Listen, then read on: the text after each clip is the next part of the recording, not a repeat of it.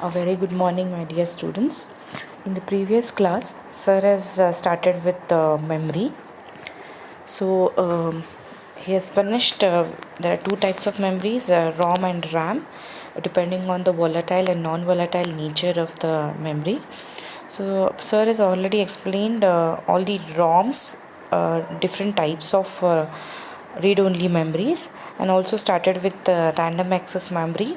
So I'll be continuing with RAM, okay, and ending with the types of the RAM and why how a memory is selected for the embedded system, and what is meant by memory shadowing. So these are the topics I'm going to cover in this video today. So let us start with the RAM again. So it's a RAM is a data memory or a working memory for the controller of the processor. The controller processor can read it or write it to it. RAM is volatile, so as you already know, RAM is the memory type wherein the power is switched off, the contents of the memory will be lost. So when the power is turned off, all the contents are destroyed. RAM is a direct access memory, that is, we can access the desired memory location without the need of traversing through the entire memory location to reach to the desired memory position. That is random access of the memory location. That's why the name is random access. So here, when you have a memory starting with some address like 000 till FFF, if you want to access any memory, you did not trace all the locations till you reach that particular location. Okay, in that case we can directly access the data from a memory address specified in the instruction. This is in contrast to the sequential access memory, where the desired memory location is accessed by either traversing through the entire memory or through a seek method. So the magnetic tape, CD-ROMs, etc. are the examples of sequential access memories. There are a number of types of RAMs, that is first one is SRAM, DRAM and NVRAM. So full form of SRAM is static RAM, dynamic RAM and non-volatile RAM. Non-volatile RAM, it's a combination which you have already studied in the previous video, which you studied it in the types of ROM. The same thing comes under the RAM also. So that is non-volatile RAM. It's a type of RAM, even if the power is switched off, the contents will not be lost. Okay, so it has the combination of the non-volatile properties of ROM as well as it is fast enough compared to the ROM. Fine. So let us see what is SRAM and DRAM now. So SRAM, as we know, it's a static RAM. Okay, what it does is it stores the data in the form of voltage. Okay, in the form of voltage, in the sense, now if you want to store a logic 1, a particular voltage level is applied so that it stores the logic 1, and similarly for the logic 0. Fine. So when it is grounded, okay, so the data stored in the cell, okay, will be logic 0. So they are made of flip-flops. So you already know flip-flop is like a memory cell. The latch, okay, when you put a 0 into the latch and if you don't enable it, it will be storing 0 until you enable for the next time and store another value. So flip-flop or the latches acts like a cell, memory cell. A static RAM is the fastest form of RAM available. Fast due to its resistive networking and switching capabilities. Fine. So why it's fast? Because its switching capabilities, that is the switching between the different states from logic 1 to 0 or logic 0 to 1, is very fast because it consists of the MOSFETs. Okay, so in typical implementation, an SRAM cell, each bit is realized using 6 transistors. So one cell, one bit of information consists of 6 MOSFETs. Fine. And in these 6 MOSFETs, 4 are used for forming a latch, okay, and 2 are used for the control operation. So the control operation is nothing but when you want to read or write the cell, you need 2 control MOSFETs to do that. Fine. So let us see how this SRAM looks. This is the way each cell of SRAM is formed. Okay, so it has 6 MOSFETs. You can see here there are 4 MOSFETs which forms like a back to back connection. Okay, so they are like latch. So you must be remembering how the latch looks. So this is what the latch looks. Okay, this is what the latch looks, and then the same latch is implemented in terms of the MOSFETs here. So there are 4 transistors, Q1, Q2, Q3 and Q4. These transistors form a latch, and there are 2 transistors, Q5 and Q6, whose bases are connected to the word line. Okay, and then there are 2 more lines called B and B bar. Fine. So this entire setup is used like a cell of SRAM. Fine. Now let us see how this works. Okay, this entire representation of the SRAM can be looked as in this diagram. Okay, can be visualized as this diagram. So here you can see there are 2 NOT gates connected back to back. So this Q1 and Q2 forms one inverter, Q3 and Q4 forms another inverter, and they are connected in this fashion so as to form a latch. Okay, so as to form a latch. Latch is nothing but NOT gates converted back to back. Okay, so along with this latch there are 2 MOSFETs here. Okay, there are 2 MOSFETs for reading and writing the data. So the left side is to write, and for the right side is to read. Okay, and you can see whatever the data you have to write, you have to pass from this line, and then the read, for reading the data. Okay, so for reading the data you have to we'll take the data from this line, and for writing the data we will use this line to write the data. And depending on whether you want to read or write the data, we will apply a signal here. We will apply a signal here to the word line. So let us see how this SRAM works. The access to the memory cell is controlled by the word line, fine, which controls access transistors Q5 and Q6. So word line, as we saw in the previous diagram, it's connected to the transistor Q5 and Q6. The access transistor control the connection to the bit lines. So in turn, these access transistor connect to the lines B and B bar. Okay, so then in order to write a value, now suppose I want to write a value into this memory cell, what I need to do is I have to apply a particular value to the word line and the bit control lines. For writing 1, if I want to write 1, B have to make, okay, I have to make this value 1 and this value as 0. I want to write anything, and then word line has to be made 1. So this is 1 and this is 0 and this is 1. If I make this combination, a value of 1 will be written on this latch. Okay, similarly if I want to, for writing 1, make B1 and B bar 0, and for writing 0, B I have to make 0 and B bar, and assert the word line, that is word line made is made high. Okay, so here for writing 0, what you have to do, we have to make alternatively, that is B0 and B bar as 1. This operation latches the bit written in the flip-flop. Okay, if I have to write anything, I have to make word line 1, and whatever data I have to write, that is whether 1 or 0, that value you have to give it on the B line. Fine. For reading the contents of the memory cell, we have to assert both B and B bar lines to 1 and set the word line to 1. So if I make this B and B bar, both the lines 1 and word line also as 1, so then these MOSFETs will be working like a read. Okay, so the latch, whatever the content stored in the latch will be read here. Okay, so this is how the SRAM works, and there are major limitations of the SRAM. Why? Because of low capacity and high cost. Why low capacity? Because as we saw here, each cell consists of 6 MOSFETs. So when we are building a chip of SRAM, it will have low capacity because of this connection. Fine. So it has a low capacity and high cost because it consists of more number of MOSFETs and the connections. Fine. Then we go for the dynamic RAM. This is called DRAM.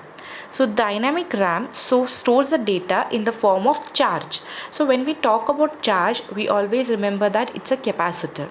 Capacitor is the one which is used to hold the charge. Fine. And that capacitor will be used here in DRAM to hold the charge. Okay, so here they are made of MOS transistors. Again, it has only one MOSFET, and advantages of this dynamic RAM over the SRAM is it has high density because it has only one MOSFET and one capacitor. Fine. And it is low cost compared to the SRAM because of its transistor capacity.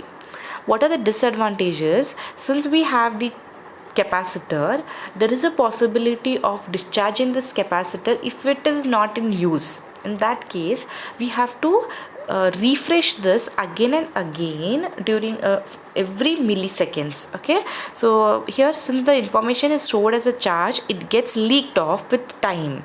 So to prevent this, there need to be refreshed periodically.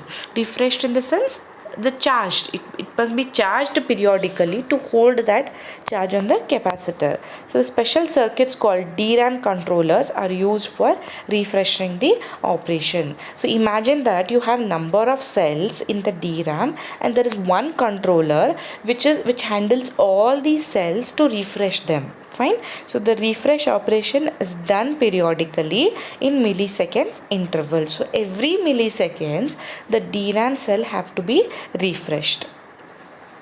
Now dynamic RAM is consist of this figure. Just can see there is a word line again, and there is only one bit line B.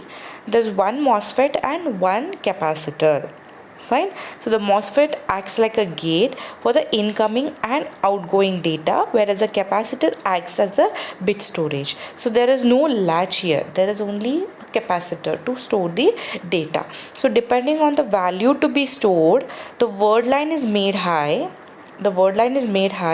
And bit B, if I have to store a value of 0, then B have to be 0 here and word line is made high. If I have to store a value 1, then word line is made high and bit line B is made 1, so that a 1 value will be stored on the capacitor. Okay, so this is about the DRAM.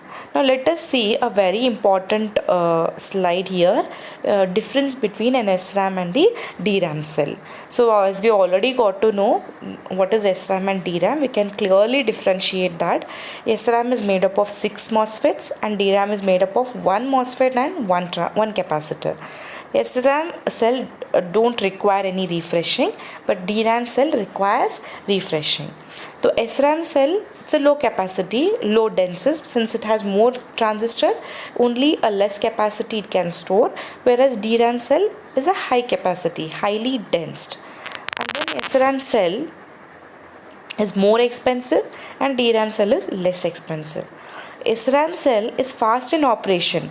Why? Because it did not require a refreshing time. Okay, so every millisecond we have to refresh the DRAM cell, so that time will be lost when we want to access the DRAM cell. So SRAM cell is fast in operation and DRAM cell is slow in operation due to the refresh requirement. Typically access time for the DRAM cell is 60 nanosecond, whereas SRAM cell requires only 10 nanosecond. Okay, in case of DRAM cell, write operation is more faster than the read operation. So these are the few differences between the SRAM and DRAM. Now, how to select a memory? Okay, memory according to the type of interface. Interface is nothing but it's a connection. Now when you want to connect a processor to the memory, Depending on the connection, there are different connections. Depending on that, there are different memories we can use. So far you have seen so many memories, right? You have seen ROM and RAM, different types of ROM and different types of RAM. So which one to be selected for what connection? Okay, we'll study in this particular slide. The interface, that is nothing but connection of a memory with the processor or the controller, can be of various types. Fine, it depends upon the connection. So there are different connections here. One is a parallel interface, serial interface, then both serial parallel interface and single wire interconnection. These are the different interfaces. Okay, parallel connection, as you all know, there will be different lines which holds the data. Serial interface, like there is only a line wherein a serial communication happens, that is one bit after the another. Then serial parallel interface has the both. It can do both the serial operation as well as the parallel operation depending on its configuration. And there is only a single wire interconnection, a single wire connection between the processor and the memory. Okay, so serial interface like I2C is commonly used for the data storage memory like EEPROM, electronically erasable, programmable, read-only memory. For such type of memory, which interface is used? A serial interface might be used, commonly used. The memory density of serial memory is usually expressed in terms of kilobits. So when you are going for serial communication, the memory capacity will be expressed in terms of kilobits, whereas for the parallel interface, the memory capacity is expressed in terms of kilobytes. Okay, so there are number of companies which produce the serial memory and the parallel memory. Next comes is the memory shadowing. This is a very important topic, and you must have heard this when you will be buying a laptop. Okay, most of y'all, when they are familiar with the laptops, the BIOS settings, they will be knowing what is this memory shadowing. It's a generally the execution of the program or the configuration from a ROM is very slow, okay, compared to the execution from a RAM. Okay, so we already know this. So ROM, when you have to access any memory from any location from ROM, it requires more time than compared to the access from the RAM. Okay, so RAM access is about 3 times fast as the ROM access. So in that case, we make use of something called as memory shadowing. Memory shadowing is a technique adopted to solve the execution speed problem in a best processor based system. Now how this memory shadowing happens here? Okay, so in a computer system or a video systems, there will be a configuration holding a ROM called basic input output configuration ROM, or simply BIOS. Okay, now what is this BIOS stores? BIOS stores the hardware configuration information like the address assigned for the various serial ports and other non-plug plug and play devices, etc. Now suppose you have number of serial ports on the processor or the controller chip, and along with that you have some USBs or something where you plug and play, okay, some of the ports like that. So all those ports will have a specific addresses, okay, and those addresses will be stored by this BIOS configuration. So this BIOS is usually used to store the hardware configuration of information of the processor or the controller. Now this hardware information will be stored in the ROM. Why ROM? Because when you switch off the power, this information should be still stored in the memory. If you use RAM, what happens? If you use RAM, if you switch off the system, the contents will be lost. Okay, so again we cannot reload it using a CD or a hard disk. Okay, so in that case what you have to do, what usually the processor does is the BIOS information will be stored on the ROM. So usually it is read and the system is configured according to it during the system boot up, and it is time consuming. So whenever you do the system boot up, that is whenever you switch on a PC, every time this BIOS settings will be copied, okay, usually read, and the system is configured according to it. Okay, so this is called booting up, right? You know, booting up. So that in that case the BIOS is very important. So but that BIOS is stored in the ROM. So generally what happens when you have to boot up from the ROM, it takes lot of time to switch on your PC. So in that case we make use of memory shadowing. So what is memory shadowing? A RAM is included behind the logic layer of BIOS and it at its same address as the shadow of BIOS.